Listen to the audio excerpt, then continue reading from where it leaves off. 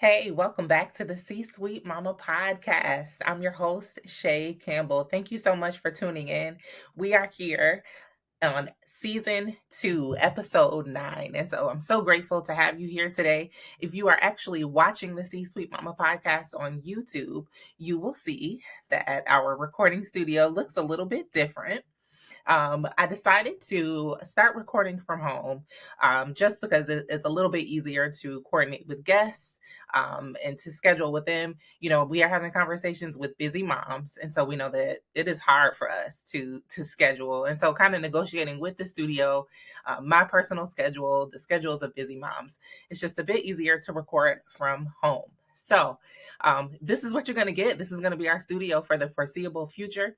It should not change anything with your viewing and your viewing experience. So I hope you enjoy it. Shout out to the producer of season 1, Jamil Cruz, over at the Pod Hub. Totally encourage those if you are interested in getting started in your podcast game. Please hit him up if you are here in Western New York. He has been so helpful and supportive in helping me get things going. But we just needed to make a little bit of a transition to keep things smooth for myself. So here we are. We are back with this new season.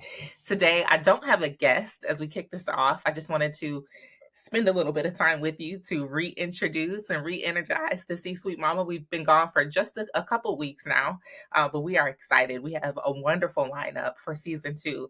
The guests are scheduled and ready to talk to you and to share some of those gems. And so every now and then you'll hear from me by myself. But we are looking forward to this lineup of the sweeties that are going to be coming in for season 2. Some very wonderful, dynamic women, just as we brought you in season 1. So I hope you've had a chance to check out season 1. If you have not, please feel free to go back and check out episodes 1 through 8. Make sure you are sharing the podcast. Remember, the C-Suite Mama is not just a podcast, but we are also a community. We are a community that is supporting mothers who are in leadership positions and also moms who desire to be in leadership positions. As a mom in leadership, it's really important to have your network, to have your community of folks, of like-minded folks who understand what it is that you are going through.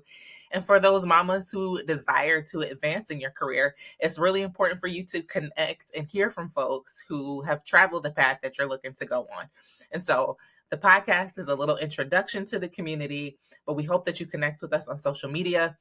You can find us on Facebook, on our page, The C-Suite Mama. You can follow us on Instagram. And then you can also follow me for a little bit of fun over on TikTok at Chè, The C-Suite Mama. And that's Chè, C-H-E, The C-Suite Mama. So connect with us. We are going to be opening up the Facebook group for members very soon. And for those who are looking for some coaching as it relates to your career, some career development, we'll have some conversations about that in the near future. For those who are just tuning in for the first time, because we know our communities are growing, I'll tell you a little bit about myself. As I mentioned, I'm Chè Campbell. I'm Chantel Campbell. Friends call me Chè, so we'll just use Chè here in this community. By day, I'm the Chief Health Equity Officer at a large behavioral health organization here in Western New York. I'm the mom of 1, and I have a bonus daughter as well, so mom of 2 around here. I'm a wife. And I've been at this leadership journey for quite a while, being in a senior leadership role for about the last 4 years. And we created this community and this podcast to really have the conversations that I wish I had as I was kind of navigating this space. And so welcome. Thank you for listening. Make sure you like, follow, and subscribe. Share it with your folks. And I trust that for last season and the episodes to come that you will hear some things that are really helpful to you. So let's jump right in. For today, I want to talk to you about the mistakes that I made when transitioning into a leadership role, leadership positions. As I said, I've been at this leadership journey for a while, only at an executive level for about 4 years, but we all start somewhere, right? And so I want to tell you about some of the mistakes that I made throughout that process. My very first leadership, and I'm using air quotes for those who are listening, my very first leadership position was actually more of a management position. And I want to specify the two as I talk about these mistakes. In this position, in entry level management, this was a manager of a residential group home for adults living with developmental disabilities. And before, actually, I'm going to back up a little bit. Before I took on this role as residential manager, the bulk of my work was direct residential support. And then I also did some preventive services, kind of case manager like work immediately after undergrad. And then, just by way of some of my insights, my leadership abilities were recognized, and I moved into a managerial role for the same organization. And I had the opportunity to be a residential manager. And around this time, I was about 23 or 24 years old. I did not have children. And this was challenging for me going into a leadership position. I think I had this idea in my mind of what a boss looked like, and I carried myself in that way. But it was most challenging for me because I didn't have the confidence to kind of carry out the work in an effective way. Probably not the best attitude, because it was really more of a defense mechanism because of the lack of confidence, right? And I was also very rigid. And the biggest mistake was really wanting people to like me. That was the big challenge. Number one was wanting to be liked versus being likable. And those are two very different things. With wanting folks to like you versus showing up in a way that is warm and authentic and actually likable. And I put a lot of focus and concern on wanting to be liked. And, even though I followed the rules and did what I needed to do, a lot of the lingering concern was always in the back of my mind on whether or not the staff who reported to me liked me or not. And when I look back in hindsight, like it's ridiculous because none of that ever really mattered. And being able to carry out the mission and vision of the organization, and the care for the lives of the people that we served, and making sure that we did that in a safe way. And so that was mistake number one. So for those who are listening, who are beginning their leadership journey, I would just encourage you to focus on developing the character traits necessary to be likable and warm, and being able to influence folks versus being concerned with whether or not they like you as an individual. That's not important at all. Like is really just a preference, right? Mistake number two. I'm just looking at my list here, so bear with me. For those who are watching, those who are listening, it doesn't matter much, I guess, right? So number two, not understanding, and these are in no particular order, okay? So not understanding the value of board service sooner than I did. So at that time in my early career, I joined a local board that was focused on prevention education for substance use. At the time, it would have been called drug addiction or chemical dependency during that time. The language has kind of changed throughout the industry these days, and so we call it substance use disorder. And so I was on this board, and I was just so half-hearted committed to being on the board and giving board service. I think I went to a couple of meetings and then just disappeared and never came back again. And so I didn't recognize the value at that time early in my career as a 23, 24-year-old, the value in making those connections and networking and developing skills and being able to see from a governing standpoint how nonprofit organizations are ran.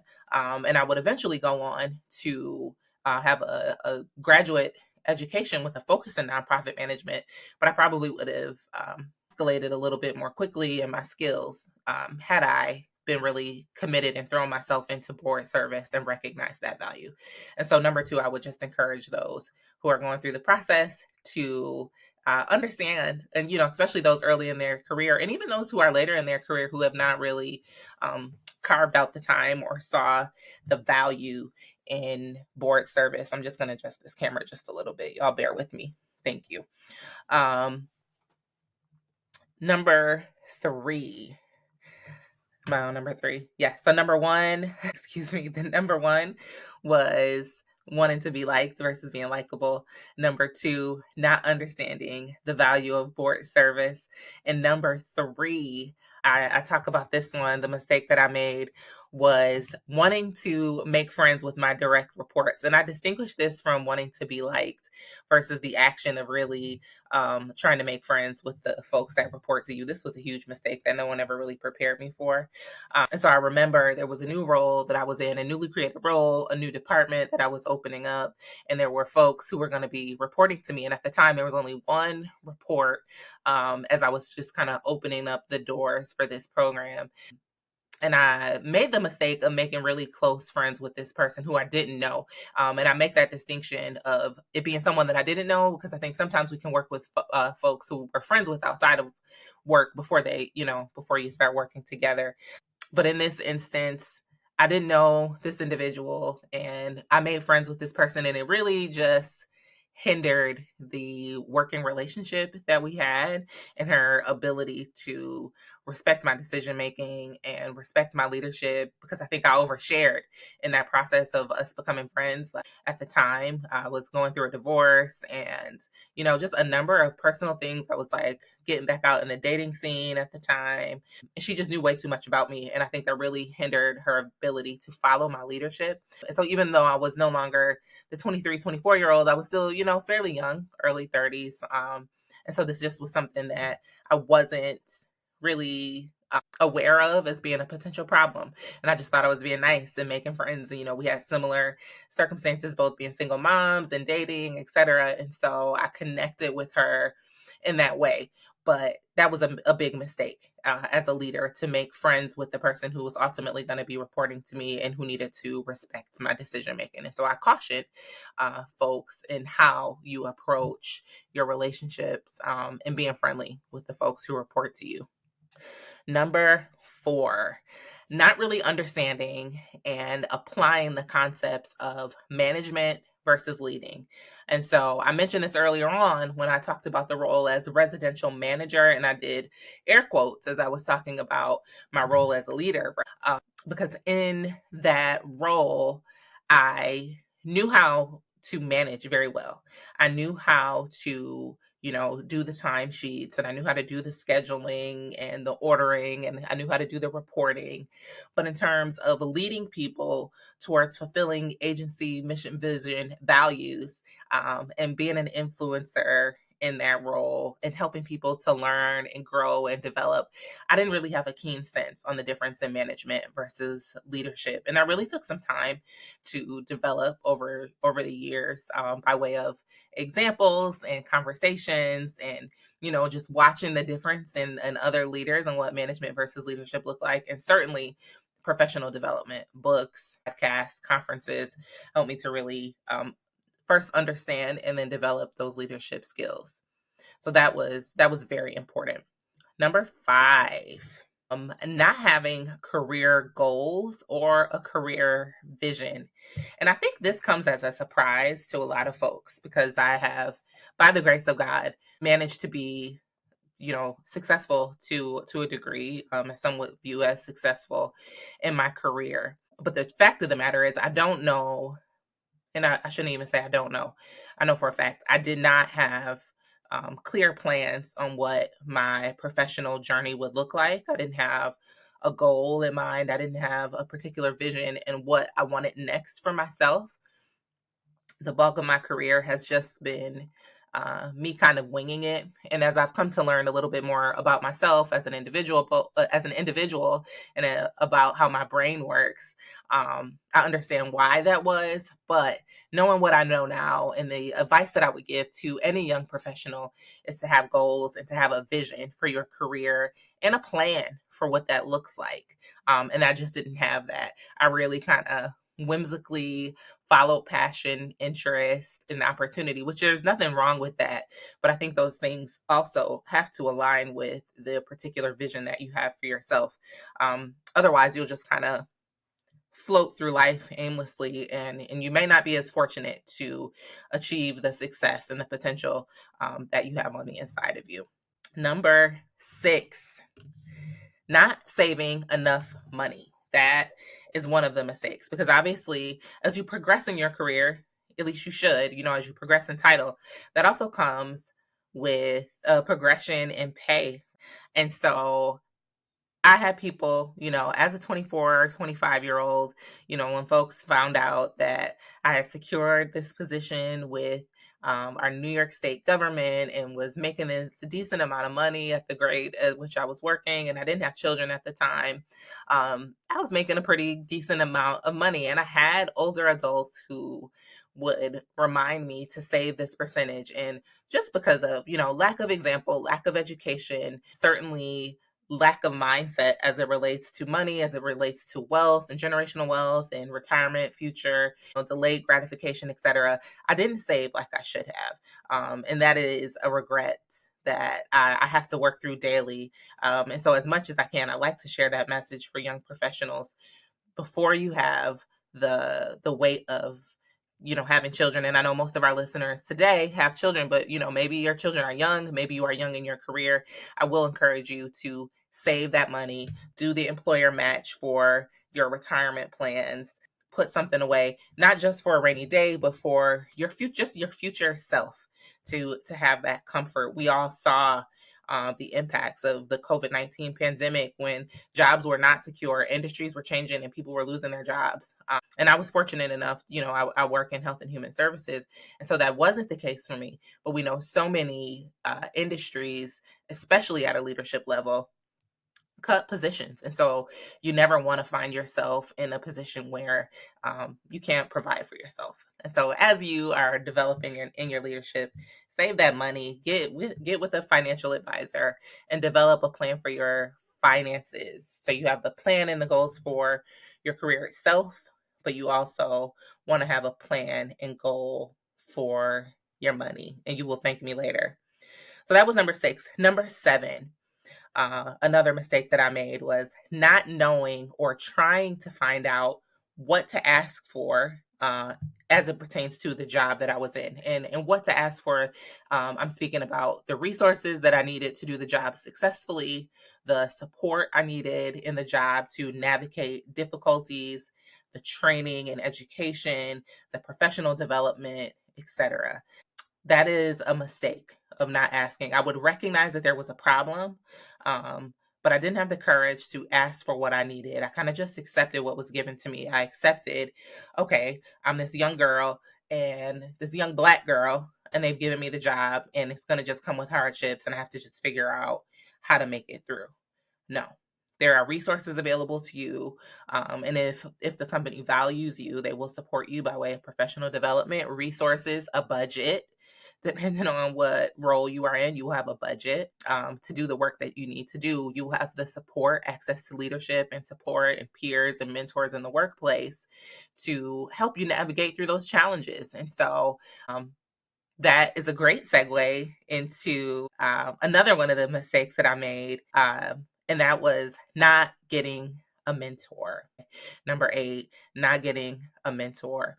Had I had a mentor, if I knew the importance of having a mentor, I would have been able to kind of talk through some of those things to better understand what it is that I should be asking for and what's available to me. Both a mentor inside of the organization that I worked for at the time, and external mentors who have achieved the level of success that I was looking for, and being bold enough to seek out those folks and bold enough to approach them to bring them into my mentor team. So those things go hand in hand. Mentors can help you to identify what you should be asking for and what you need. Okay, so that's number 8. Number 9, I didn't really understand my own leadership style or my own leadership brand. In entering some of my earlier roles in management, I've had management roles, coordinator roles, director roles, C-suite roles. And it took a long time for me to really get an understanding of my own leadership brand. What ways of communication were effective for me, what approaches were effective in influencing folks who reported to me. I just really needed to understand what worked and what could move the needle in accomplishing the mission, vision, and values, accomplishing the goals of the department, of the organization. And that took some time. It took some development of personal awareness, some self-awareness, some self-skills assessment, etc. Development of confidence to carry out those leadership styles. And so that is something that I really wish I would have had an understanding of and knew how to grow. And so if you are new in your leadership journey, or even if you're currently in your leadership journey and you're having some struggles and you need to make a pivot, I would just encourage you to tap into understanding what your own leadership brand, your leadership style looks like. And once you do that, you can have a better ability to leverage your skill set and to be more effective in your role. So that is number 9. Number 10, another mistake, not being able to recognize or speak up against microaggressions. Okay. So I want us to talk about microaggressions. We know that microaggressions are those unintentional slights, and sometimes intentional, honestly, but those intentional slights, harms, seemingly passive aggressive slights against folks who are in marginalized or underrepresented groups. And I think back to a time I was in an assistant director role, and there were several occasions that I was on the receiving end of microaggressions. And I remember kind of after the experiences feeling like completely stunned, number one, that those things had just happened to me. I was completely shocked and kind of left speechless and not knowing how to respond to those microaggressions. And I'll share some examples of those. I had a superior pull me to the side to tell me, well, we never know how to take you. We don't know what you're thinking. You're always straight faced. We don't know how to receive you. That was a code for me being an angry Black girl, because I refused to participate in some of the office foolishness that went on, the jokes about other folks that were offensive. I didn't participate. And I would just kind of be all business as it related to that group of folks. And so I was told that they didn't know how to receive me. Now, if you know me, you know I'm usually smiling, and I usually have a warm disposition. But I was microaggressed with the angry Black woman trope, and told that they didn't know how to receive me. Then another scenario, actually in that same workplace, I was not a lock natural. I was a loose natural at the time. And I would wear my hair in different protective styles, which would include weaves, wigs, braids, you name it. I changed my hair often. And I remember I was sitting in my office one day, minding my business, working, and a colleague who worked in a different part of the building came in to stand in my door. And this was not a colleague of color. This was a white woman who stood in my door and just casually chit-chatted. And, we were pretty friendly. I didn't think anything of it. So we chatted for the day. And her words to me were, I was talking to such and such, who also happened to be another white woman. And she wanted me to ask you, we were talking, and she wondered, I wonder, is that her hair today? She changes her hair so much. Is this her hair this time, or was that her hair last week? And I just kind of looked and, being shocked, I wish I would have responded a little bit differently, but being shocked, I answered her. I'm like, no, it's actually a weave, but what difference does that make? And this person goes on to say to me, yeah, she sent me up here because she said, I'm good with Black folks. So utterly ridiculous, but I was shocked into silence. And so I would have certainly handled that microaggression a little bit differently. If I had the skills that I had now, I would have responded much differently, and I would have just asked the question, well, what do you mean by that? And put it back on her and require her to explain herself. If you need a little bit more support in learning how to navigate through microaggressions, I would be happy to do that. Happy to share some resources with you. If you are tuning in for the first time, or if you're not familiar with my career journey, I've served in several leadership roles as a diversity, equity, and inclusion practitioner. I'm a certified diversity professional, so I feel a little bit qualified now to speak on microaggressions, and I'm happy to support you in that journey as well. Just shoot me a message and we can talk through some of those skills. So I think that was number 10, if I'm not mistaken. And so initially I was supposed to do just 10 mistakes that I made, but there were so many mistakes. And so I stopped at 11. I have one more for you. And it's very basic. I don't think it's anything life-changing, but it's something for folks who are looking to advance their career, or even in, whatever you are doing. If you are an employed person, I would implore you to hold on to this one. But I regret not having a basic understanding of hiring rules or hiring laws and regulations, as well as labor laws and regulations. I was placed in a couple of situations, both on the offense and the defense, where it would have really served me well to understand what my rights were. Things could look totally different for me today had I known what my rights were. And then there were also situations where, thank goodness, there was not any real consequences, but there were situations where folks really tried to set your girl up. And I could have been on the other side of the labor law rights and regulation by way of employees. And so I would just encourage you, for your own protection, your own personal awareness, to really have a good understanding of some basic hiring and labor rules in whatever in your state. I would say you should have a working knowledge of that, especially if you supervise folks. I have stories for days, but I'll never forget. There is one instance where an employee who was just really problematic and not getting through the probationary period as required, and not grasping onto the job. And I remember she tried to sneak record our supervision session with her cell phone.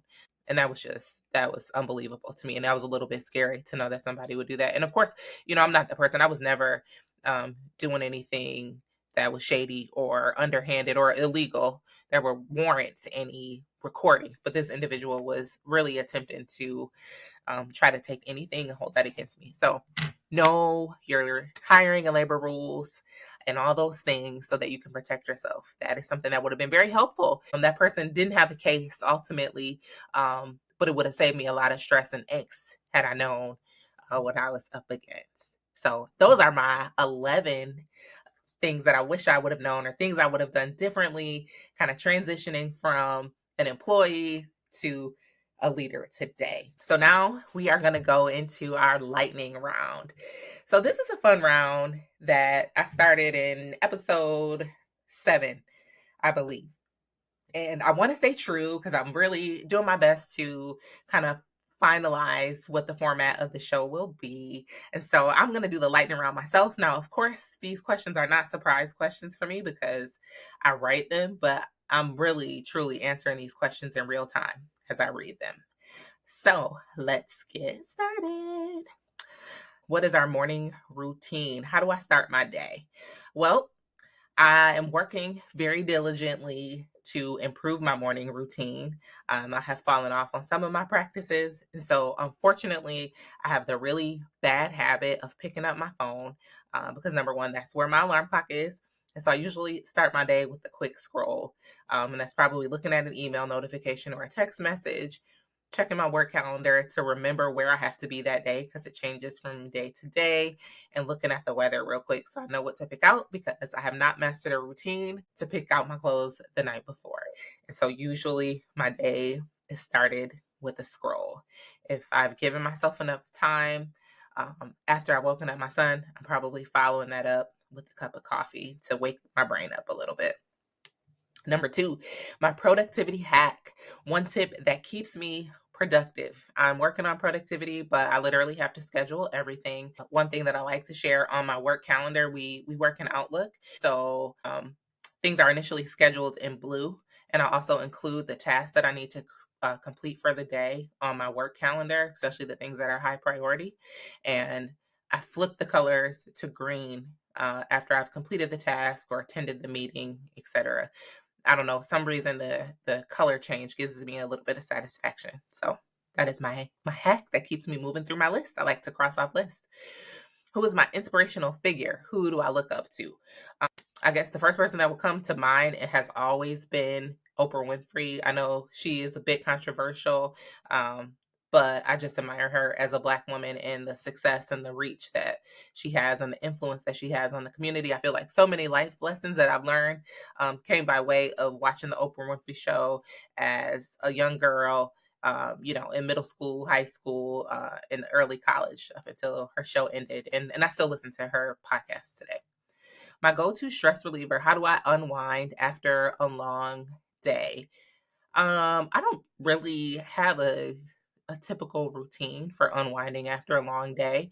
I know usually I don't want to talk because I have to talk so much through the workday. So if it's something that I can do silently, I will do that. And that could vary from any number of things. But I rarely get to unwind after a long day because we got kids. So we are going to soccer practice and all the things. So after work, unwind is probably not a real thing for me.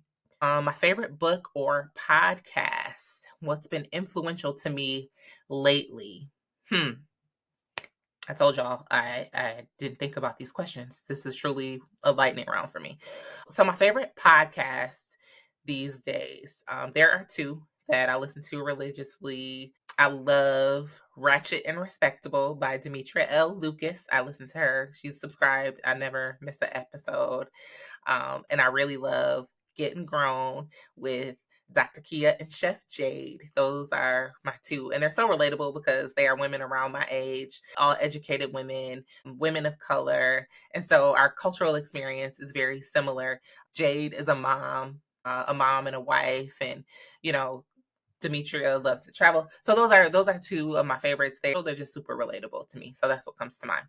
Hidden talent, something not many people know I can do. Have any hidden talents? I don't think I have any hidden talents. I can write. I don't know if many people know that. I don't have any hidden talents.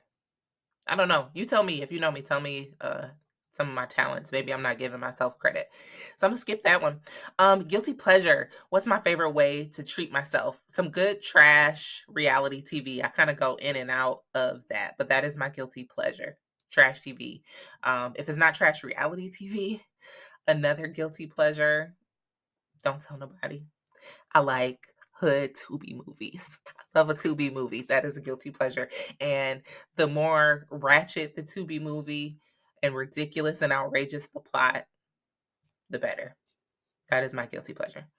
My best career advice that I've ever received. So my mentor, Andy Davis, who's the Chief Operation Officer at ECMC, that's Erie County Medical Center, he told me to follow the opportunity. And that has served me well, especially in the last handful of years, to, if I want to advance my career, to follow the opportunity. And that's whether it's going to increase a particular skill set, grow your influence, etc. And so I have done just that. Now, that being said, I don't intend on moving about from where I am right now. I'm very happy in my career right now, but opportunities don't necessarily mean job. It can be an experience. It can be a project. It can be a relationship. You follow that opportunity. It can be an event that you attend. So that has been a great piece of advice, and I hold to that every single day. One word to describe my journey. How do I encapsulate my experience?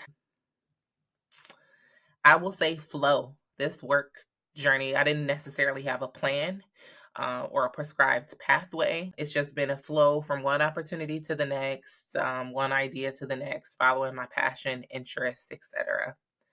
And finally, one item that I always have on my desk, both in my home office and in my work office, I always have a photo of my son and a photo of my husband. And I will share for those who are viewing. So this is the photo that's on my desk at home, and there's our wedding photo on my desk in the office, and then a picture of my son from our trip to Africa. That's on my desk. So I just love to keep those reminders of them because they mean so much to me. And I like to see their faces, and it kind of regulates my nervous system when I look at them, especially that picture of my handsome husband. All right, so let's go into Mama Moments. In our Mama Moment segment, I want to be able to share either a personal story or a listener story about balancing motherhood and career and some motherhood triumphs. And so my Mama Moment this week is my own personal story, and I want to be able to shout myself out. And this Mama Moment is about boundaries. And I'm very proud of myself this week in particular for holding to boundaries with my job, boundaries with other relatives, and boundaries even with friends. I have had to tell people no this week a couple times about, and I've been trying to be very intentional about carving out time to just be with myself and to have days where, one of those anyway the wind blow days. This weekend has been that for me. To be able to pop in and get my nails done and to sleep in and wake up whenever I want to. And there were a few times throughout this weekend at work, relatives, friends wanted to disrupt that. And I shouldn't say disrupt because like they didn't know it was a disruption, but folks were just like requesting my time. And because I had an open day, I could have very well like made myself available to XYZ, but I kept to my schedule plan of doing whatever I wanted in my any way the wind blows. And so that is my mama moment. I am so proud of myself for holding to that. If you have a mama moment that you want to share, whether that is a success, whether you graduated, whether you received a promotion, whether you got over a fear, if you accomplished something that you've been working on for a long time and you are a working mom, whatever that looks like, I would love to be able to shout you out. I can share your name or we can share it anonymously. You just let me know, but shoot us an email at hello@thecsuitemama.com and I will share your mama moment. I would love to do that for you. Let's see what else. Leadership lesson. That is another segment. We are going into our leadership lesson segment. In the leadership lesson segment, we give key takeaways and actionable tips on leadership and personal growth. And so, again, I'm going to share with you my own leadership lesson.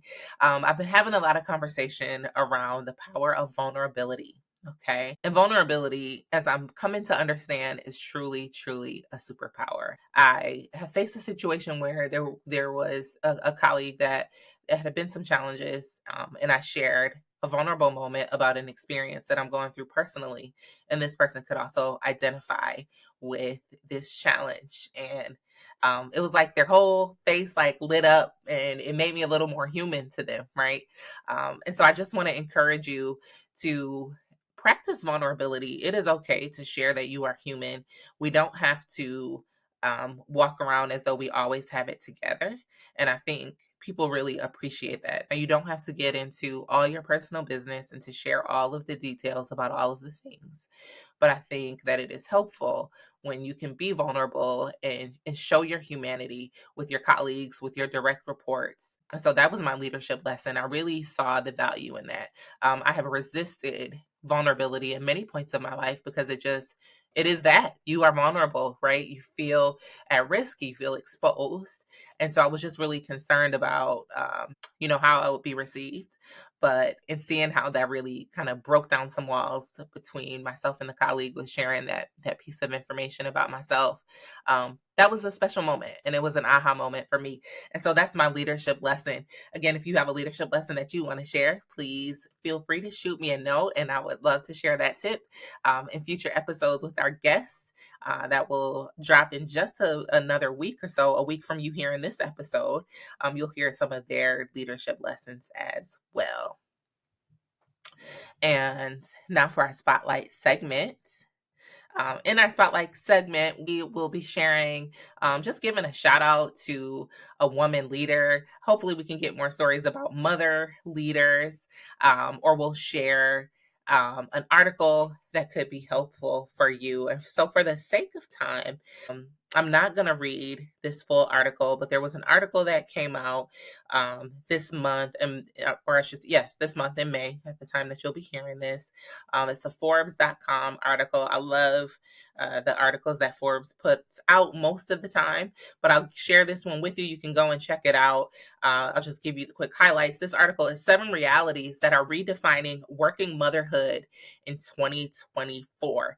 This article is by Christine Michelle Carter. Again, the 7 realities that are redefining working motherhood in 2024. That's on Forbes.com. I think they allow you about 4 free articles for you to read. But check it out. Tell me what you think about this one.